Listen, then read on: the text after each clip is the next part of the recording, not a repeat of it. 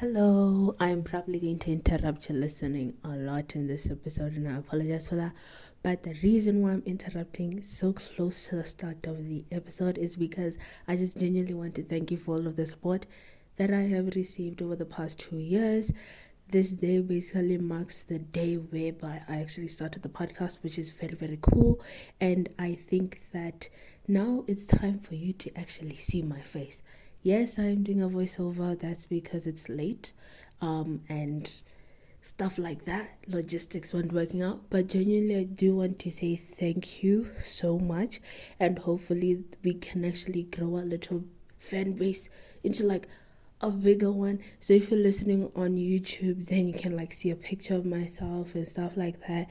And if you're listening on Spotify or any other podcast listening platform, then I suggest that you pause on your podcast listening platform, go to YouTube, check out my face, and then go back and listen on Spotify. But I just wanted to say a massive, massive, massive thank you, and I appreciate you so much. Hi. Before we get started with this episode, I'd have to say that you're probably going to hear some cars and some hooting and some bicycles and some any single mode of transportation. Apologies for that. I cannot control the roads, unfortunately.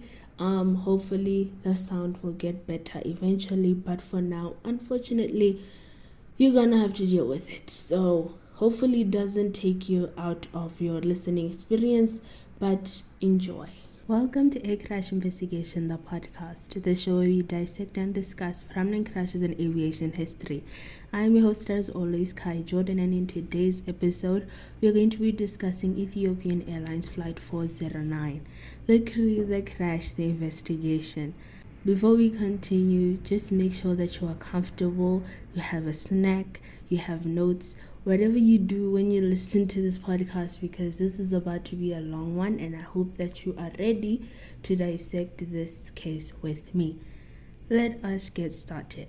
The greatest aviation mystery of all time lies a massive passenger jet and the remains of its 239 passengers and crew.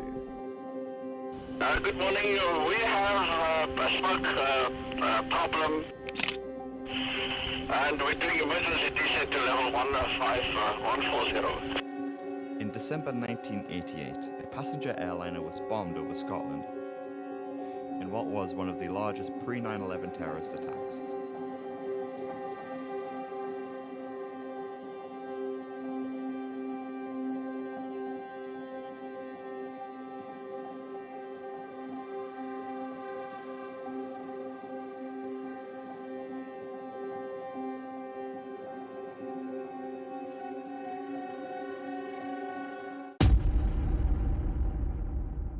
Ethiopian Airlines Flight 409 was a scheduled flight for the 25th of January 2010.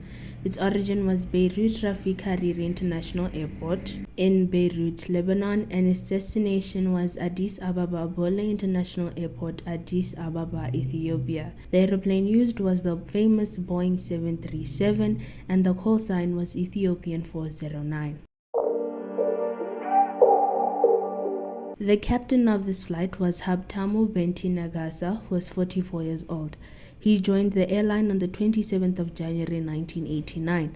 He received his ratings as pilot in command for the Boeing 737-800 on the 16th of October 2009. Captain Nagasa's total flight hours were 10,233 hours, with 2,488 hours on the accident aircraft. His recent medical certificate was issued on the 25th of November 2009, and he was found medically fit to fly. Now, we do not usually go over how the pilot was in their personal life. However, this is incredibly important for this case in particular. So Captain Nagasa had a nice personality, was very polite, open to take criticism, healthy, did not smoke or drink alcohol, was keen on reading and sports, and had many sports equipment at his house. Records provided by Ethiopian Airlines do not show any reported sickness or any medical surgery. The only medication he was having was related to a hair fungus treatment. The first officer was Aluna Tamerat Bayan, who was 23 years old at the time of the crash. He joined Ethiopian Airlines on the 16th of January 2009. His ratings as first officer on the Boeing 737 were done and received on the 25th of June 2009. His medical certificate was issued on the 11th of June 2009, and it concluded that he had no limitations when flying. First Officer Bayan's total flight hours were 673, with 350 of those hours on the accident aircraft. The flight hours just show that he was a relatively young and new pilot. Does not mean that he wasn't qualified properly. Now his personality. Interviews with the first officer's superiors, trainers, and friends revealed that he had a nice personality, was a good student who graduated among the best 6 in the flight academy. He had a good family life and relations, no particular medical conditions, save for an appendectomy at some point, an occasional/social smoker who loved his company and carefully prepared his flights. One of the pilots who trained the first officer and flew with him described him in the following terms. He seemed like a senior first officer on his call-outs and performance in flight. He says what he needs to say. He was not the quiet type. There were 5 flight attendants on board and they were properly qualified. There were 82 passengers on board. The aircraft that was used was the Boeing 737-800. This particular aircraft started working February of 2002.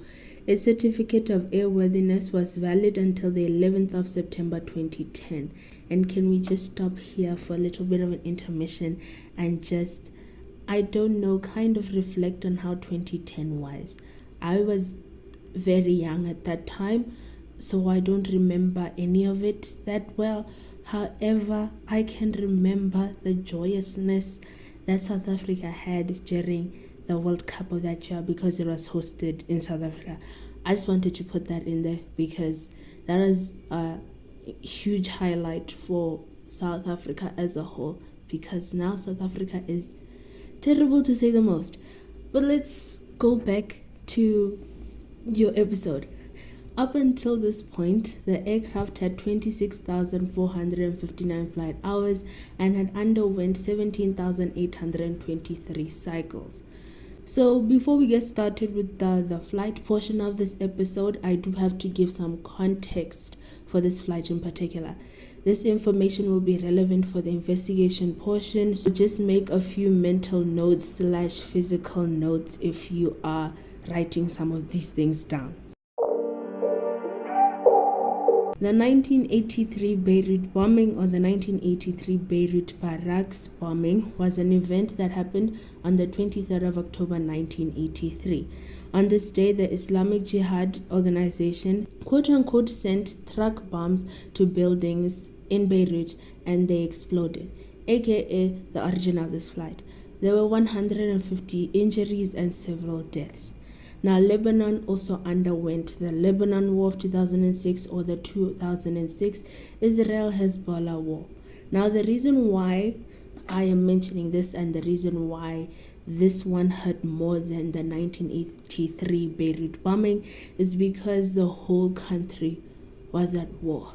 So this meant that more buildings would be destroyed, runways would be destroyed, and lives would be lost. However, after the war, the runways at this airport, to be specific, were fixed, but the fear of another war or a terrorist attack was still present and alive than ever. Finally, to add, the airport itself is surrounded by mountains, which, if we have heard from other disasters, they can pose a risk for airplanes, but this risk was accounted for during the building of these runways. The captain and first officer were getting ready to take off, and when I say get ready, I mean they were doing the appropriate checklists and adjusting their instruments. Captain Nagasa's instruments would show the weather, which was very important in that situation because the weather was pretty bad. There were thunderstorms in the flight path of the airplane, and we all know that thunderstorms are dangerous. First Officer Bayan's instruments would display the terrain surrounding the airport and the aircraft itself. The flight plan at that point was for the crew to head southwest, make a U-turn, and then head towards a navigational beacon checker. The air traffic controller gave the crew the thumbs up for them to take off. As the aircraft was accelerating down the runway, Captain Nagasa said, "You see that? What that was, we do not know, but we can just speculate and say that he saw like lightning. Genuinely, no one knows." Ethiopian Airlines Flight 409 takes off from Beirut Traffic Hariri International Airport at 2:30 a.m. The heading that the crew was given was 315 degrees. Once the airplane was airborne, the air traffic controller transferred Ethiopian Airlines Flight 409 to another controller. As I had mentioned, the weather wasn't great and there was a really bad thunderstorm in the flight path of Ethiopian Airlines Flight 409. So to avoid the thunderstorm, Captain Nagasa started to bank the airplane a little bit to the right. The air traffic controller instructed Ethiopian 409 to climb to 29,000 feet or 8,839 meters. The weather started to worsen, which low-key created a little bit of panic, but not that much. The controller then instructed the crew to use the heading 270 degrees so that they could avoid the bad weather better. Due to the rain and thunderstorm, the crew could not hear the heading and they asked the controller to repeat. As they were asking the controller to repeat, the bank angle warning started to sound. This warning, if you do not know, lets the crew know that their turn is too steep and that the aircraft needs to level again. However, that's the problem. The crew had two options at this point. Option 1, level the plane out by turning it to the left, aka where the thunderstorm is, or option 2, ignore the bank angle warning and just keep turning right. So the crew was preoccupied with this and they were still thinking on what to do. The controller was still instructing the crew to use the heading 270 degrees. The crew did not hear this because as the controller was instructing, the stick shaker started to operate. If you do not know, the stick shaker basically tells the pilots that the aircraft is about to go into a stall. So to avoid a stall, Captain Nagasa decides to initiate a go-around and he increases the speed of the aircraft. The tower is still repeating the fact that Ethiopian needs to use the heading 270 degrees. The crew is not listening to the controller at this point. The speed of the aircraft starts to reduce even though they were trying to increase it and they were heading towards the mountains. As they were heading towards the mountains, the airplane started to invert and dive. The crew and passengers were experiencing G-forces as you can expect. The controller was still trying to tell the pilots to use the correct heading when it went radio silent. Ethiopian Airlines Flight 409 crashed into the Mediterranean Sea only 5 minutes after taking off and nobody survived. Can I just take a little bit of a moment here before we get into the investigation to say that the flight portion of this episode sounds like it happened for hours on end when it actually happened within 5 minutes. Like if you're reading this or if you're listening, because you are listening, you'd probably think that they were fighting with this aeroplane for at least 30 minutes to an hour, when in fact it took just 5 minutes to bring a whole plane down. It's hard to think about. It's definitely hard to think about. The investigation was conducted by the Ministry of Public Works and Transportation of Lebanon. The Lebanese investigators were assisted by the Bureau of Inquiry and Analysis for Civil Aviation Safety, or the BAF, and the National Transportation Safety Board, or NTSB, of the United States. Then Boeing decided to just add their own research and skills because they were the manufacturer of the airplane. Operation Search and Rescue. So the Lebanese Army launched the search and rescue operation. The UNIFIL Naval Force, the U.S. Naval Force, The French Naval Force and the British Naval Force joined the search due to the lack of equipment on the Lebanese army side. In total, the search and rescue operation took 25 days. I'd like to think that it took this long because A, there were thunderstorms in the area, and B, the plane crashed into the ocean, and that is way harder to do the search and rescue operations. So when asking the air traffic controller, the investigators discovered that the controller tried to communicate with Ethiopian 409 several times and through their emergency frequency to no avail. The controller's supervisor said in a report that some orange light falling into the sea was seen. To add, some people said that we saw an orange explosion on the sea before the aircraft fell down. This is very concerning. The debris field was 300 meters or 984 feet long and 100 meters or 328 feet wide. It was 45 meters or 148 feet underwater too. Larger pieces of the fuselage, such as the tail section and AFT fuselage, were found in the northern eastern portion of the wreckage field. The search operations identified 2 bulkheads associated with lavatories, aka the sink and the toilet, the gallery floor mat, interior floor panels, a number of seat covers and cushions from the first and economy class, the crew's oxygen cylinder, 1 escape slide and 2 life rafts, 2 composite panels from the vertical stabilizer, 1 main landing gear wheel and tire, and a portion of the elevator and elevator tab. The investigators' general observations were that there was a lot of fragmentation on the fuselage. The components of the aircraft were not intact, obviously. The seats had loose padding and little to no covers, and there was no evidence of soot or smoke on the fuselage, which this is incredibly important because then it rules out the fact that the plane might have been brought down by a terrorist group or a war or something like that. The bodies were held and examined by the Beirut Rafik Hariri Governmental Hospital morgue. Most, if not all, of the bodies were affected by the high-speed impact with the water. The bodies had no evidence of burns, wounds, or cyanosis, aka the discoloration of the skin. Moreover, the death is the consequence of violent trauma with projection of the passengers against a hard surface, resulting in severe vital lesions that led to the immediate death before the drowning. It was also stated that passengers died as a result of multiple fractures and contusions with consequent acute hemorrhage and immediate death. This sounds so horrific.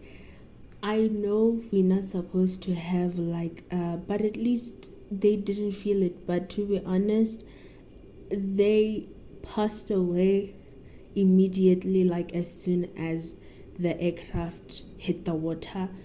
And at least they weren't kind of suffering with their injuries. I know we're not supposed to think like this, but at least there needs to be some kind of thing that we can hold on to instead of thinking about the fact that these people have suffered due to this crash. The surface wind at the airport at the time of takeoff was calm and there was no rain. There were scattered clouds at 26,000 feet or 7,925 meters.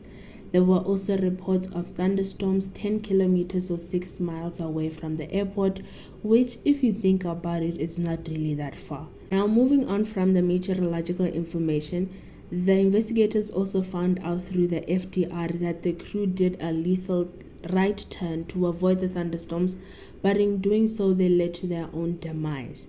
The captain in particular was the one who initiated the turn, but why didn't First Officer Bayan say anything?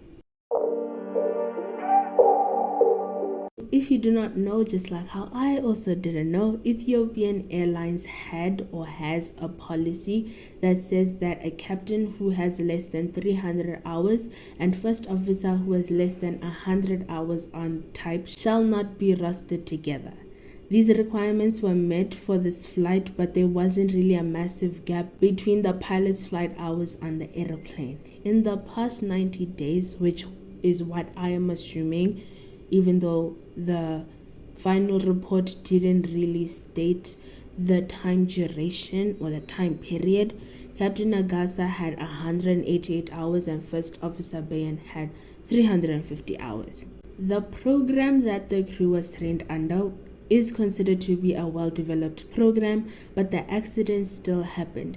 It was actually discovered that the accident happened due to a failure in basic piloting skills on the captain's side and a crew resource management or CRM failure on the side of the first officer. The first officer and the captain, if we're being frank, were unable to identify a possible subtle incapacitation, which we will discuss later on. Captain Nagasa's stall recovery training was classified as quote-unquote good, but he was unable to recover the airplane from the stall adequately. Moreover, during his final simulator check, Captain Nagasa had to repeat the simulator check, and someone had made a comment, concentration. Now, no one knows what this was about.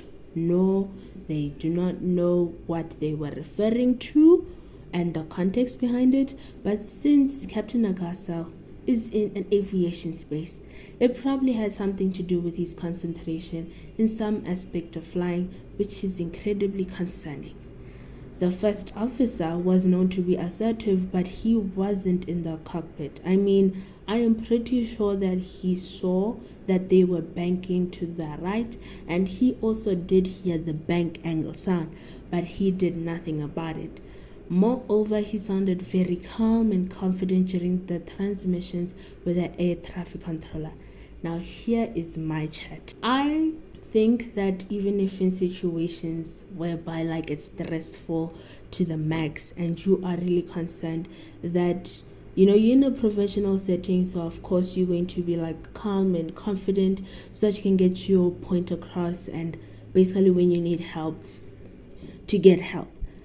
However, I think that First Officer Bayan was incredibly calm, and I think he kind of sort of didn't really explain the danger that they were in at that time because he was so calm and confident, which is kind of concerning.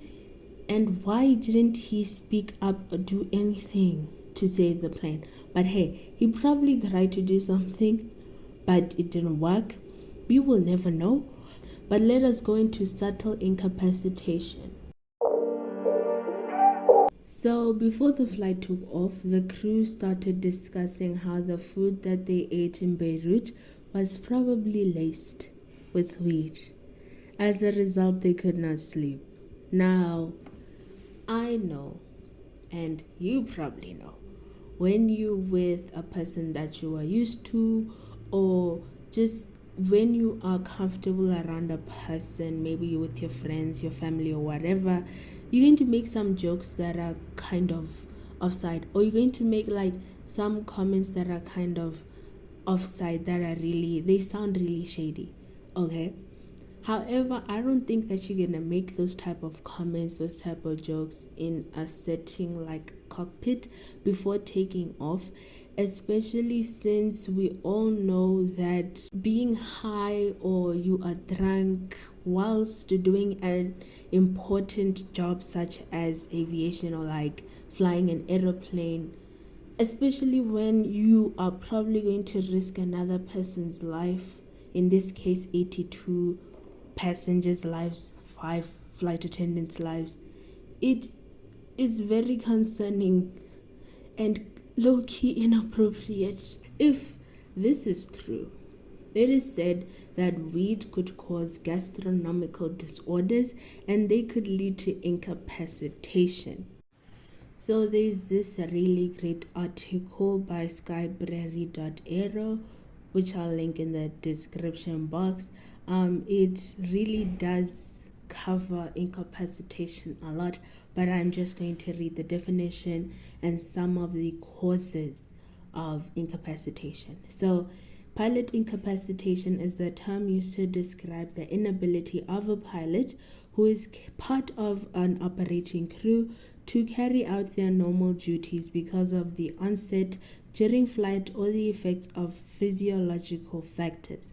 Incapacitation may occur as a result of the effects of hypoxia or insufficient oxygen, smoke or fumes associated with a fire in the air, or with contamination of the air conditioning system, gastrointestinal problems such as severe gastroenteritis, potentially attributable to food poisoning or food allergy, being asleep, a medical condition, a bird strike, or a malicious or hostile act such as an assault by an unruly passenger, terrorist action, or small arms fire, or possibly malicious targeting of aircraft with high-powered lasers by persons on the ground. That is essentially describing how the crew might have suffered from subtle incapacitation, which is very, very scary, especially since there wasn't like a flight engineer, for example,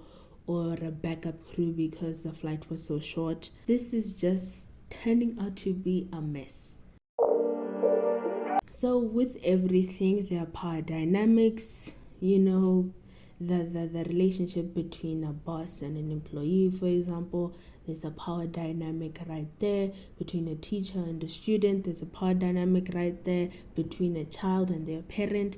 There's a power dynamic right there, and this is a huge factor when it comes to the aviation space. So a captain is seen as the most experienced pilot, and as a result, most of the time they are listened to. In the air crash investigation / Mayday episode about this accident, this aspect was covered.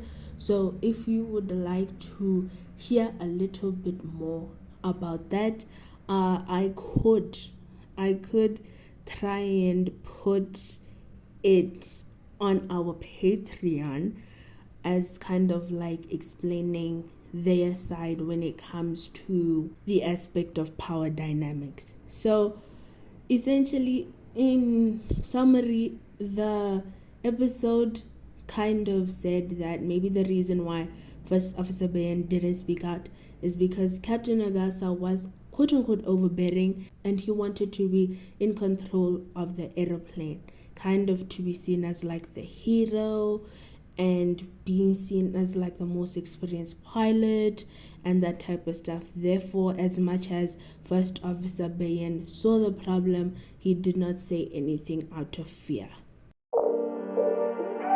So the findings set out by the Ministry of Public Works and Transportation of Lebanon. Number 1, the aircraft was certified, equipped, and maintained in accordance with the existing regulations and approved procedures. Number 2, the aircraft was airworthy when dispatched for the flight. Number 3, the aircraft's behavior was the result of its response to the pilot's input throughout the flight. Number 4, there was no evidence of any defect or malfunction in the aircraft that could have contributed to the flight. Number 5, this was the captain's first flight into Beirut. When they say this, they basically mean this flight didn't start in Lebanon.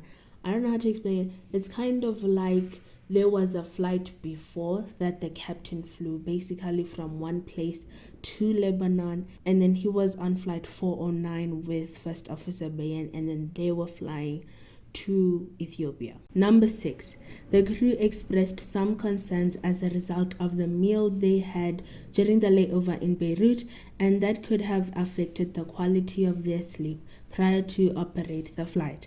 Number 7, the captain's actions, statements, and degraded performance during that period were consistent with the effects of spatial disorientation and loss of situational awareness that could have been the result of a subtle incapacitation, although there was insufficient evidence to determine the reasons of that incapacitation.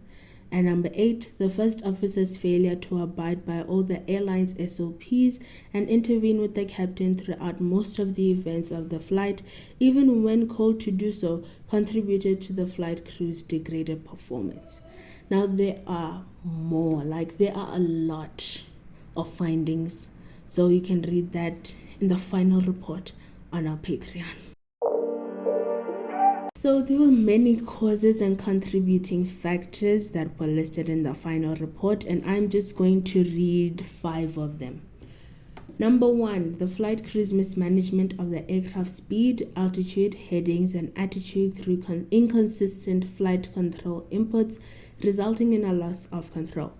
Number 2, the flight crew's failure to abide by CRM principles of mutual support and calling deviations hindered at any timely intervention and correction. Number 3, the manipulation of the flight controls by the flight crew in an ineffective manner resulted in the aircraft's undesired behavior and increased the level of stress of the pilots. Number 4, the prevailing weather conditions at night most probably resulted in spatial disorientation to the crew and led to the loss of situational awareness. Now, I want to stop right there and just kind of explain this point in case you are a little bit lost. So basically, a lot of investigators have noticed that at night spatial disorientation occurs, and spatial disorientation is defined as the inability of a pilot to correctly interpret aircraft altitude, attitude, or airspeed in relation to the earth or other points of reference. So because at night there is no horizon, for example, many pilots deal with spatial disorientation despite the fact that there are instruments that kind of act as an artificial horizon. So that's basically the 4th point. Then number 5, the relative inexperience of the flight crew on type combined with their unfamiliarity with the airport contributed most likely to increase the flight crew workload and stress. Now that we are done with that, some kind of good news in terms of the recommendations set out by the Ministry of Public Works. Number 1, the operator should revise its CRM program in order to stress on the first officer's assertiveness and leadership requirements, especially in periods of abnormal performance. Number 2, the operator should consider its classification of airports where non-technical constraints might affect flight operations and brief their flight crew accordingly. Number 3, the operator should re-examine his crew pairing and scheduling policies in order to ensure a less stressful cockpit environment. Number 4, the operator should consider establishing write-up criteria for pilots' training files in order to avoid adverse effects of any misinterpretation by the trainees. And number 5, the operator should consider developing his safety oversight program in order to detect such potential flight crew performance. So essentially, one of the main points of the recommendations are that airlines should train their first officers to be more assertive and to actually try and fix problems, for example, that are done by the captain, and shouldn't just sit back and just be subdued, calm, confident, whatever you name it. But thank you so much for listening. This was a very long one. I hope that you enjoyed it. Don't forget to follow us on social media. The links will be in the description, Patreon, all that good stuff. Thank you so much for listening, and I'll catch you next week.